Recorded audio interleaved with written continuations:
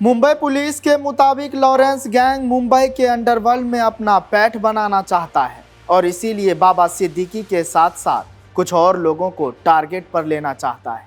नमस्कार, आप देख रहे हैं जनतंत्र टीवी और मैं हूं आपके साथ सद्दाम करीमी।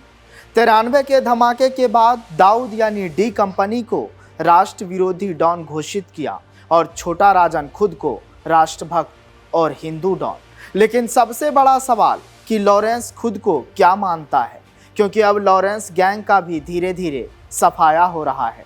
यूपी के मेरठ में एसटीएफ ने 1 लाख के इनामी बदमाश को ढेर कर दिया है।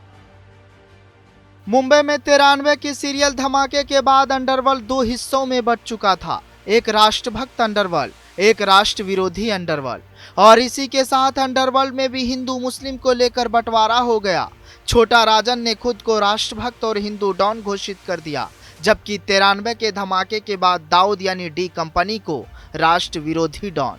साल 2000 से शुरू हुआ ये सिलसिला छोटा राजन और दाऊद से होते हुए लॉरेंस बिश्नोई तक जा पहुंचा। और लॉरेंस गैंग की तरफ से सोशल मीडिया पर जब भी कोई पोस्ट डाला जाता है उसमें जय भारत और जय श्री राम लिखा जाता है। अंडरवर्ल्ड पर काम करने वाले कुछ पुलिस ऑफिसर के मुताबिक लॉरेंस डी कंपनी से बड़ा गैंग बनाना चाहता है। डी कंपनी गैंग की तरह ही अपने गैंग को इंटरनेशनल लेवल पर ले जाना चाहता है और इसीलिए दाऊद की तरह मुंबई पर अपना गैंग का कंट्रोल चाहता है। लेकिन लॉरेंस गैंग का खात्मा यूपी से शुरू हो चुका है।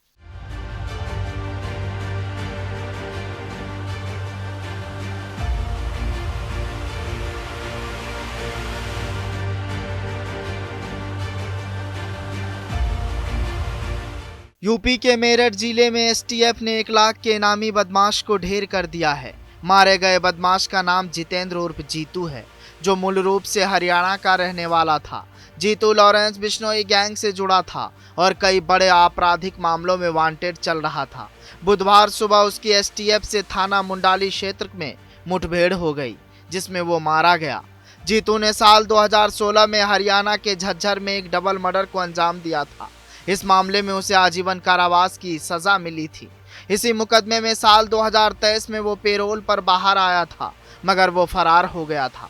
इसके बाद उसने सुपारी लेकर गाजियाबाद में एक शख्स की गोली मारकर हत्या कर दी थी। 90 के दशक में जिस पुलिस वालों ने अंडरवर्ल्ड को करीब से देखा है या उसे सफाया किया, उसमें से ज्यादातर ऑफिसर रिटायर्ड हो चुके हैं और मुंबई में जो नई खेप है उससे मुंबई अंडरवर्ल्ड से निपटने के लिए ज़्यादा तजुर्बा नहीं है, ना ही उनके पास मुखबिरों का कोई विकल्प है। लॉरेंस गैंग का काम करने का तरीका भी मुंबई पुलिस के लिए मुश्किलें पैदा कर रहा है। असल में 90 के दशक में जिस तरह से दाऊद इब्राहिम या अबू सलेम बिहार और यूपी से नए लड़कों को मुंबई बुलाकर काम करवाते थे, ठीक वही तरीका लॉरेंस गैंग का भी है। लेकिन कहानी के उस पार लॉरेंस गैंग में शामिल जीतू का क्राइम कुंडली क्या है? जेल में रहने के दौरान जीतू कुख्यात गैंगस्टर लॉरेंस बिश्नोई गैंग के संपर्क में आ गया था और जब जेल से फरार हुआ तो बिश्नोई गैंग के साथ मिलकर काम भी करने लगा था।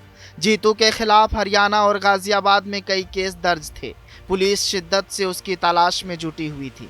गाजियाबाद पुलिस ने उस पर 1 लाख का इनाम घोषित किया था। एसटीएफ भी प्राथमिकता से उसे पकड़ने के लिए प्रयास कर रही थी। लॉरेंस गैंग के शूटर को यूपी एसटीएफ ने किया ढेर। 1 लाख का इनामी था शूटर जीतू। जेल से फरार हुआ था शूटर जीतू। मुठभेड़ के दौरान दोनों तरफ चली गोलियां। साबरमती जेल में हिल गया लॉरेंस। आज रात सो नहीं पाएगा लॉरेंस। जीतू ने साल 2016 में हरियाणा के झज्जर में एक डबल मर्डर को अंजाम दिया था। इस मामले में उसे आजीवन कारावास की सजा मिली थी। इसी मुकदमे में साल 2023 में वो पेरोल पर बाहर आया था, मगर वो फरार हो गया था। इसके बाद उसने सुपारी लेकर गाजियाबाद में एक शख्स की गोली मारकर हत्या कर दी थी। बताया जा रहा है कि जेल में रहने के दौरान जीतू कुख्यात गैंगस्टर लॉरेंस बिश्नोई के संपर्क में आ गया था और जब जेल से फरार हुआ तो बिश्नोई गैंग के साथ मिलकर काम भी करने लगा था। जीतू के खिलाफ हरियाणा और गाजियाबाद में कई केस दर्ज थे। पुलिस शिद्दत से उसकी तलाश में जुटी थी। गाजियाबाद पुलिस ने उस पर 1 लाख का इनाम घोषित किया था। एसटीएफ भी प्राथमिकता से उसे पकड़ने के लिए प्रयास कर रही थी।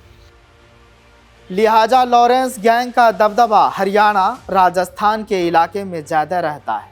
अमूमन ये देखा गया है, लेकिन कुछ मामलों में पुलिस भी कुछ और ही कहानी बनाती है, क्योंकि बाबा सिद्दीकी मर्डर केस का असली मास्टरमाइंड लॉरेंस के छोटे भाई अनमोल विश्नोई को बना दिया है। हालांकि खुद अनमोल विश्नोई मुंबई पुलिस की गिरफ्त से दूर इस वक्त अमेरिका में है, लेकिन सबसे बड़ा सवाल उठ रहा है कि कौन है राष्ट्रभक्त या कौन है राष्ट्र विरोधी। ये मालूम करना हर किसी के लिए तकलीफदेह है, लेकिन एक बात तो सच है कि यूपी में गलत करने की कोशिश करेंगे तो बाबा की पुलिस निपटा देंगे। फिलहाल इस कहानी में आज के लिए बस इतना ही। जनतंत्र टीवी पर खबरों का सिलसिला जारी रहेगा।